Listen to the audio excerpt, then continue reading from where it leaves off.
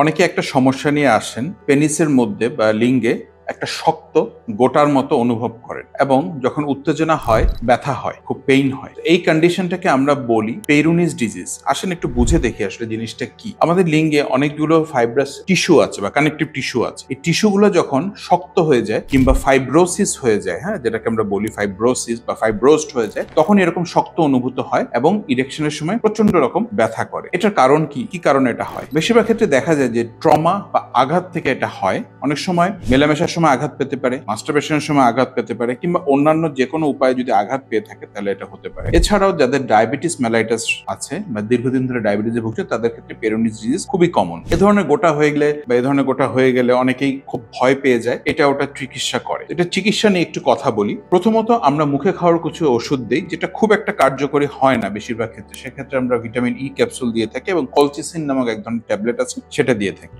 খুব কার্যকরী একটা ট্রিটমেন্ট হচ্ছে এখানে ট্রায়ামসিলন এসিটোনাইড ইনজেকশন আমরা দেই, যেটাকে আমরা টিএ বলি থাকে সংক্ষেপে, বা এক ধরনের স্টেরয়েড ইনজেকশন আমরা ওই শক্ত ফাইব্রোস বা ফাইব্রোসিস অংশটুকুতে আমরা দেই। এতে করে ফাইব্রোসিসটা নরম হয়ে যায় এবং পেশেন্টের ওটা রিলিফ হয়ে যায়। কিন্তু মনে রাখতে হবে যে পেরুনিস ডিজিজ যদি খুব বড় হয়ে যায়, অনেক সময় যদি মানে গোটাটা বা ফাইব্রোসিস অংশটুকু যদি অনেক বড় হয়ে যায় বা ভিতরে আন্ডারলাইং টিস্যু বা স্ট্রাকচারের সাথে যদি এটা অ্যাটাচড হয়ে যায়, সেই ক্ষেত্রে কিন্তু অনেকাংশে আপনার সার্জারির প্রয়োজন হতে পারে। সেই ক্ষেত্রে অবশ্যই আপনি একজন নিউরোলজি বিশেষজ্ঞের পরামর্শ নেবেন, কারণ এ ধরনের সার্জারি কিন্তু সাধারণত ইউরোলজিস্টই করে থাকেন এবং এটা খুব ডেলিকেট একটা সার্জারি। তবে সার্জারির কথা শুনে ভয় পাবেন না। দেখা যাচ্ছে যে খুব অল্প পরিমাণের পেশেন্টদেরই কিন্তু পেরুনিস ডিজিজে সার্জারি লাগে। বেশিরভাগ ক্ষেত্রেই ট্রায়ামসিলন এসিটোনাইড যে ইনজেকশন বা টিএ যেটা আছে সেটা দিয়েই কিন্তু এটা সেরে যায়।